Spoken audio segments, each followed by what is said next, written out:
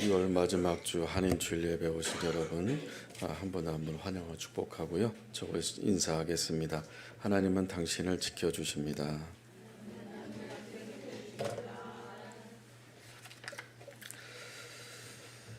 불평 없이 살아보기 21 프로젝트가 진행된 지 이제 한 달 되었는데 아마 성공하신 분이 그렇게 많지는 거의 없을 거라 생각합니다. 저도 마찬가지입니다만 이것을 함으로써 장점은 우리가 얼마나 연약한지를 볼 수 있게 돼서 너무 감사하고, 이 불평 없이 살아보기 21 프로젝트가 여러분 삶에 정말 일상생활 속에서 하나님의 성품을 배워간다 생각하시고, 그래서 조금씩 노력하는 그런 시간을 좀 가졌으면 좋겠고, 포기하지 마시고 계속해서 하루하루 또 실패하더라도 도전하시고 그렇게 가셨으면 좋겠습니다. TV의 그 개그 프로그램 가운데 레이디 액션이라는 코너가 있습니다. 그 코너에 등장하는 출연하는 개그우먼 두 사람이 새롭게 하소서 지난주에 출연한 것을 본 적이 있습니다. 이 두 개그우먼이 새롭게 하소서에 나와서 그 고백을 하는 내용 가운데 이런 말을 하더라고요. 이제 인기가 점점 올라가니까 CF가 많이 들어온다고 하더라고요. 근데 CF 가운데서 4배 이상 금액을 준다는 출연료를 제시하는 업체가 생겼다고 하더라고요. 그래서 이것을 해야 되나 말아야 되나, 약 4천만 원 정도 되는데 뭐 고민하지 않고 이 두 사람은 그냥 마음속에서 안 하는 걸로 결정을 했다고 합니다. 그렇지만 이제 양쪽 어머니한테 여쭤보고 상의를 해야 되기 때문에 양쪽 어머니한테 전화를 드렸더니 한쪽 그 개그우먼의 어머니는 그걸 포기하면 하나님께서 더 좋은 것을 주실 거야 라고 말씀하셨고, 또 한 개그우먼의 그 어머니는 그걸 고민하니? 라고 말씀하셨다는 거예요. 어머니가 그걸 뭐라고 고민하냐는 겁니다. 그 업체가 어디냐면은 사주 궁합을 보는, 사주 궁합을 홍보하는 그런 업체였다는 겁니다. 그래서 이 두 자매와 또 양쪽 어머니의 그 신앙을 좀 보게 되었습니다. 신앙 양심이 살아있구나, 돈하고 타협하지 않는구나 라는 것을 보게 됐고요. 그 중에 2명 중에 1명은 그 고백하기를 지금 유치부 교사를 11년째 하고 있다고 합니다. 지금도 방송에 나가면서도 계속 주일마다 유치부 교사 찬양 인도를 하고 있는데, 찬양 인도하면서 얼마나 은혜가 되는지 모른다는 거예요. 어른 찬양, CCM 찬양도 좋지만은 이 자매는 유치부 찬양 그 짧은 가사가 얼마나 은혜가 되고 또 그것을 묵상하고 차에 틀어놓고 다니고 그런다는 것입니다. 그래서 교회에서는 그 자매를 이제 모범교사상 표창을 했다고 하더라고요. 이 두 자매는 원래 교회는 달랐는데 한 자매가 지방이다 보니까 서울로 올라와서 모범교사상을 받은 이 자매 교회로 전도해서 인도해서 같이 다니고 있다고 합니다. 신앙 양심이 살아있는 것을 보게 되었습니다. 하나님의 자녀로서 어떤 것과 타협하지 않는 모습을 보게 됐습니다. 감동이 됐어요. 근데 주중에 보면은 교회 우편함 1층에 있는 우편함에 참 신앙 양심이 없는 분들을 보게 돼요. 이단들이 그 우편물이라든지 유인물이라든지 전단지라든지 이런 것들을 버젓이 교회 우편함에 교회 이름 써 있는데도, 아니면 심지어는 5층 현관에까지 와서 그 현관 그 손잡이에 이렇게 그 전단지 같은 것들을 꽂아 놓는 것을 보게 돼요. 참 신앙 양심이 과연 없다.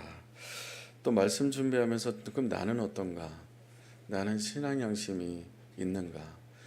밤이나 새벽에 집에 귀가할 때 보면은 사람이 없거나 횡단보도에 사람이 건너지 않거나 자동차가 없을 때는 아무 생각 없이 당연히 신호 위반하고 우회전 위반하고 그렇게 귀가하는 것을 보면서 말씀 준비하는 한 주간 동안은 이걸 지켜야겠다. 자그마한 신호 위반하는 것까지도 지켜야겠다. 보이지 않는다고 해서 위반하는 것이 아니라 하나님께서는 다 어디서든지 함께 계시기 때문에 보고 계시기 때문에 사람은 보지 않을지라도 내 신앙 양심에서 벗어난 거기 때문에 그건 지켜야 되겠다라는 것을 적용하게 되었습니다. 베드로는 흩어져 있는 디아스포라, 그 예수 믿는 것 때문에 핍박을 받고 고난받는 사람들이 지금 흩어져서 디아스포라 떠돌아다니면서 그 자리에서 신앙을 지키고 있는 사람들에게 선한 양심을 가지라라고 합니다. 고난당하는 것도 힘든데 무슨 양심을 지키라고 하는 건가? 어떤 양심을 지키라고 하는 건가? 그래서 이 편지를 받은 디아스포라 그리스도인들은 무슨 말인지 굉장히 궁금해했을 것입니다. 양심이라는 것은 무엇인가? 양심은 어디에 있는 가? 심장에 있는 건가? 어디에 있는 건가? 머릿속에 있는 건가? 하나님께서 창조하신 피조물 가운데서 가장 사람에게만 양심을 주셨잖아요. 동물에게 양심을 안 주셨어요. 근데 먹이 사슬 그 구조 속에 있는 그러니까 그 동물들 가운데서 강한 동물이 약한 동물을 잡아먹잖아요. 그 약한 동물을 잡아먹은 하이에나가 사자나 아니면 호랑이가 그 약한 동물 잡아먹었다 해서 회개하는 거 보셨습니까? 하나님 앞에 잘못했습니다. 제가 하지 말아야 될 짓을 했습니다. 그 호랑이가 양심의 가책을 느껴서 괴로워가지고 금식하는 거 보셨습니까? 양심은 사람에게만 있는 것입니다. 그 헬라어로 슈네이데시스라고 하는데 슈네이데시스라고 하는 것은 뭐냐면 한 사람의 행동과 이 생각과 말의 옳고 그름의 기준을 따르거나 아니면 거스를 때 나타나는 반응이다. 한 사람이 어떤 행동을 하고 어떤 생각을 하고 어떤 말을 했을 때 그것을 옳고 그름에 대한 반응, 또 그것을 거스렸을 때 나타나는 반응, 이것이 바로 양심이라고 하는 거예요. 양심을 위반했을 때는 괴롭고 자책감이 들고 또 아니면 반대로 내가 어떤 그 가치 체계 안에서 따라야 될 것들에 대해서 잘 순응하고 그것을 잘 지키고 그렇게 준법적으로 살았다면 그것은 기쁨과 행복감이 있습니다. 그 양심이라는 것은 이 베드로가 디아스포라 성도들에게 선한 양심을 가지라고 하는 것은 어떤 그 도덕적이고 윤리적인 그 이상의 것을 말을 하는 것입니다. 왜냐하면 양심은 하나님과 관계가 있기 때문에 그렇습니다. 하나님과의 그 연결고리가 없으면은 우리의 양심은 죄성을 갖고 있는 인간이기 때문에 어디서나 이 양심을 지키지 않으면 자동적으로 죄로 흘러가게 돼 있다라는 것입니다. 개인적이고 또 하나님과 관계 안에서 일어나는 양심입니다. 근데 이 양심은 구약에는 단어가 하나도 없어요. 구약 성경에는 이 양심이라는 단어가 히브리어로 나온 단어가 하나도 없습니다. 왜냐하면 구약은 이스라엘 민족과 하나님과 어떤 공동체와 하나님과 언약 관계, 공동체로 관계를 맺어가기 때문에 그렇습니다. 하나님과 이스라엘 백성들의 한 사람 한 사람이 아니라 하나님께서 주신 약속과 언약을 통한 이스라엘 민족의 공동체와 같이 어떤 형성되어 있는 그런 관계로 맺어져 있는 거기 때문에 개인의 양심에 대한 것은 히브리 단어는 구약엔 사용되지 않았습니다. 그러나 예수 그리스도가 이 땅에 오시고 예수 그리스도가 십자가에 죽으심으로 부활하심으로 말미암아서 이제 이 양심이라는 것은 개인에게 적용이 됩니다. 인간은 죄인이기 때문에 그 죄로 인해서 살아가고 있는 것에 대해서는 자기가 양심에 도덕적 윤리적인 것을 떠나서 플러스 알파 신앙적인 면에서 내가 지금 신앙 양심으로 하나님의 자녀 양심으로 바르게 살아가는지 모르는지 그걸 모르고 망각하고 살아간다. 그래서 하나님께서는 베드로를 통해서 디아스포라뿐만 아니라 오늘 우리에게도 이 선한 양심에 대해서 좀 차원이 높은 양심에 대해서 말씀하고 있습니다. 그래서 바울은 어떻게 말씀하고 있는지 디모데전서 1장 19절 같이 읽겠습니다. 시작. 믿음과 착한 양심을 가지라. 어떤 이들은 이 양심을 버렸고 믿음에 관하여는 파선하였느니라. 그 어떤 사람들은 양심을 버렸다고 하고 믿음에서는 또 파선했다고 합니다. 파선이라는 단어 아시죠? 항해하던 배가 암초를 만나거나 어떤 충돌이 일어나서 완전히 다 쪼개지는 것이죠. 산산조각이 나서 더 이상 본부하고도 연락도 안 되고 또 무전도 안 되고 연락 두절돼서 찾을 수 없는 바다에 다 침수된 상태, 이런 상태가 파손됐다고 하는 겁니다. 그 믿음에서 파손됐다고 하는 것은 바로 믿음이 다 없어졌다는 겁니다. 그리고 양심을 버렸다라고 하는 것이죠. 오늘날 어떤 사람들이라 할 수 있어요? 하나님의 존재는 인정을 해요. 그리고 하나님 믿는다라고 해요. 왜? 무섭기 때문에. 자기가 뭔가 잘못하거나 뭔가 벗어나면 하나님한테 혼날 거라는 두려움이 있어요. 사람은 죄성이 있어서. 그래서 하나님에 대한 존재는 인정하지만 하나님께 나아가진 않아요. 하나님 앞에 나아가지 않는 상태가 바로 양심을 버리고 믿음에서 파손됐다라는 것입니다. 우리가 10여 년 이상 된 큰 놀라운 충격적인 사건으로 우리는 큰 아픔을 겪었었습니다.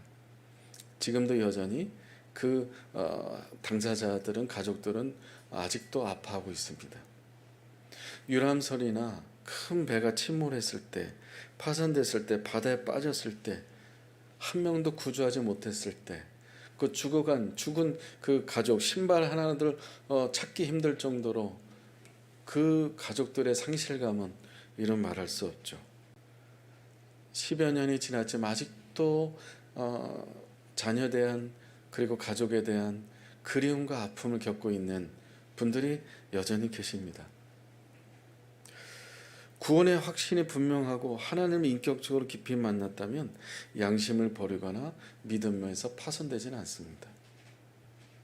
우리 사랑하는 가족이, 사랑하는 사람이 양심을 버리거나 믿음에 파손된 사람, 하나님의 존재는 인정하지만 하나님께 나아가지 않는 사람, 그 영혼을 볼 때 이 땅에 있는 수많은 영혼들도 마찬가지고 한국뿐만 아니라 전 세계에 또 가까운 우리 가족들 중에서 양심을 버리고 믿음에서 파손해서 정말 아무것도 하나님 앞에 나아가지 않는 상태, 다시 말해서 교회에 나가지 않는 상태, 그 배가 큰 배가 침몰하고 나서 가족을 잃어버린 가족들이 지금도 아파하고 있듯이 내 사랑하는 사람들이 양심을 버리고 믿음에서 파손됐을 때 그것을 보는 하나님 앞에 나아가는 사람으로서 나는 과연 그 가족을 볼 때 아파하고 있는가? 그 가족을 위해서 일사각오를 가지고 정말 죽을 각오하고 한나처럼 그렇게 하나님 앞에 간절히 나는 지금 기도하고 있는가? 내가 할 수 있는 것은 기도밖에 없는데 아무리 미사역으로 아무리 말을 많이 잘해도 설득력이 없고 먹히지 않는데 그럼 나는 무엇을 해야 되는 건가? 그 죽어가는 영혼, 파손된 영혼을 어떻게 해야 될 것인가? 하나님의 도움을 구하기 위해서 나는 정말 무릎이 낙타 무릎 될 정도로, 무릎이 깨질 정도로, 내 자식을 위해서 무릎이 깨질 정도로 하나님 앞에 정말 기도해 봤는가? 양심을 버린 가족들, 믿음에서 파손된 사람을 위해서 정말 닭똥 같은 눈물을 흘리면서 피와 땀을 흘리면서 하나님 앞에 기도해 봤는가? 나에게 그런 선한 양심이 있는가? 점점 시대가 사탄이 유튜버들을 통해서 사실 여부 상관없이 공격하는 일들도 벌어지게 되고 또 여러 가지 이슈들을 만들어서 정말 기독교계에 많은 어려움들을 초래하고 있는 시점에서, 이 상황에서 나 역시 수군거리고, 나 역시 비방하고, 나 역시 불평하고, 나 역시 그런 여타 안티 크리스찬들처럼 아유 별별 올려서 창피하고 부끄러워서 말도 못하고, 그러면 나는 선한 양심을 가지고 하나님 앞에 한나처럼 사랑하는 가족들을 위해서, 교회 공동체를 위해서 정말 하나님 앞에 눈물 흘리며 기도하고 있는가? 나에겐 그런 선한 양심이 정말 있는가? 옷을 찢지 말고 마음을 쪼개면서, 마음을 찢으면서 하나님 앞에 그만큼 나는 선한 양심으로 가고 있는가? 양심과 믿음은 뗄래야 뗄 수 없습니다. 양심을 버리거나 믿음에서 파손했다라고 하는 것은 상호 보완 관계가 있는 것입니다. 양심이 있다는 것은 믿음이 있는 것이고, 믿음이 있다는 것은 양심이 살아있다는 것입니다. 양심은 하나님과의 관계와 깊이 비례하고 있습니다. 하나님과 친밀한 그 깊이만큼, 하나님과 가까운 만큼, 하나님 앞에 엎드린 만큼, 내가 하나님 앞에 나아가는 그 깊이만큼 내 양심과 그리고 내 믿음은 비례하는 것입니다.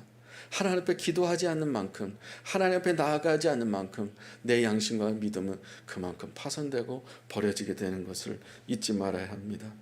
사랑하는 여러분, 구원의 확신을 점검하시기 바랍니다. 하나님과의 인격적인 만남을 점검하시길 바랍니다. 예수 믿고 구원받은 은혜를 찬양하는 삶이 되어야 됩니다. 나의 믿음이 살아있는지, 고난 가운데 타협하고 있지는 않는지. 지금 베드로는 고난 가운데 흩어져 있는 그러한 영혼들을 향해서 안타까운 마음으로 베드로 전후서를 썼습니다. 그러면서 선한 양심을 가져라, 하나님 앞에 나아가라, 정말 구원의 확신을 흔들리지 말아라, 하나님과 인격적인 관계를 유지하라, 하나님의 그 관계 깊이만큼 우리가 믿음과 양심은 살아있는 것이다, 이 이야기를 하는 것입니다. 너희가 고난 가운데서도, 어려운 가운데서도 타협하지 말아라. 하나님을 알아가는 것을 삶의 우선순위로 여겨라. 나의 양심의 센서는 제대로 작동되고 있는지, 하나님과의 관계 안에 깊이 들어가는 믿음의 사람, 선한 양심을 잘 관리하는 저와 여러분들이 되기를 축복합니다. 성경에서 말하는 양심은 여러 가지가 있어요. 착한 양심, 선한 양심, 청결한 양심, 그리고 깨끗한 양심, 반대로 악한 양심, 약한 양심, 더러운 양심도 있습니다. 그 가운데 가장 무섭고 위험한 그 양심은 화인 맞은 양심입니다. 디모데전서 4장 2절을 같이 읽어보겠습니다. 시작. 자기 양심이 화인을 맞아서 외식함으로 거짓말하는 자들이라. 주변에 거짓말하는 사람들이 정말 밥 먹듯이 하는 사람들 많이 있지 않습니까? 거짓말은 양심의 화인을 맞은 거예요. 바울은 말해요. 양심은 하나님께서 우리 각 사람에게 넣어준 도덕적인 자각이라고 합니다.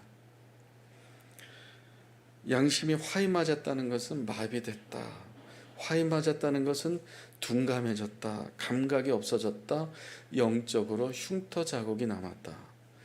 그 일제강점기 때 드라마나 영화 보면은, 그 영화 일제강점기에 관련된 영화 보면은 고문당하는 것을 우리가 보신 적이 있을 겁니다. 고문 중에 뭐 여러 가지 고문이 있으나 쇠를 불에 달구어서 몸에 지집니다. 그러면 그것이 시간이 지나면 흉터가 돼서 그 부위는 감각이 없어집니다. 우리의 양심이 화이 맞았다는 것은 감각이 없다는 거예요. 마비됐다는 겁니다. 하나님 앞에 나아가야 될 사람들이, 하나님 앞에 있어야 될 사람들이 하나님 앞에 나아가지 못한 것에 대해서 내 양심이 살아서 가슴을 치면서 통곡해하면서 하나님 앞에 내가 지금 나아가고 있느냐. 그런 하나님 앞에 나아가지 않는다면 내 감각이 지금 화인 맞은 거예요. 감각이 없는 거예요. 언젠간 되겠지, 시간 지나면 되겠지, 이런 겁니다.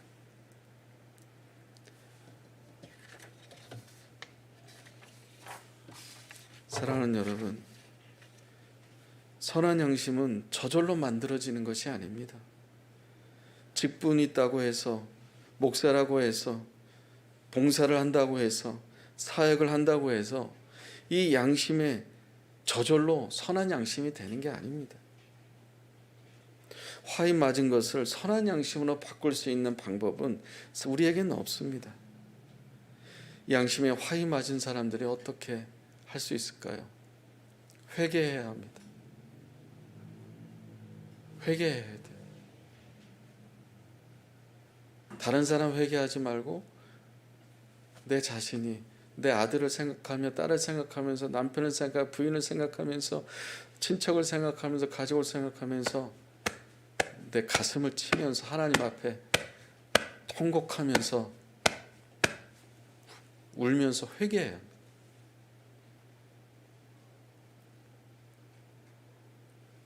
그리고 정말 내가 예수 그리스도를 영접한 것이 확실한지를, 구원받은 것이 확실한지를 다시 점검해야 합니다.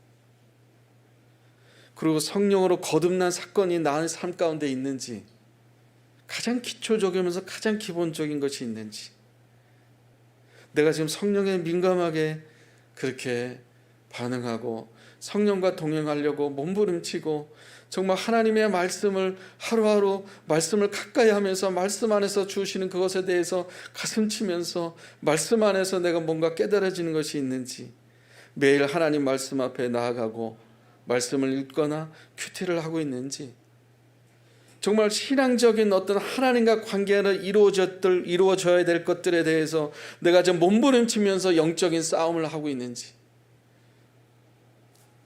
말씀 마무리하겠습니다. 히브리서 13장 18절 같이 읽겠습니다. 시작.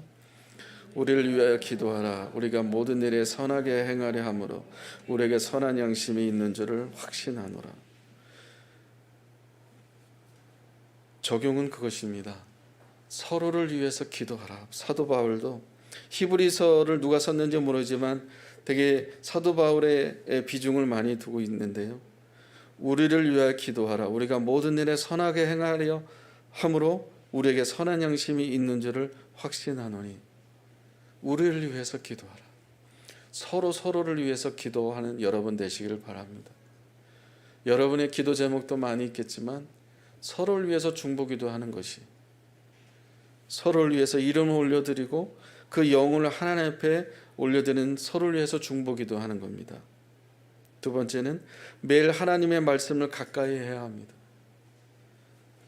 큐티를 하라는 것이고, 또한 말씀을 읽는 것이고, 말씀을 묵상하는 것이고, 말씀을 쓰는 것입니다.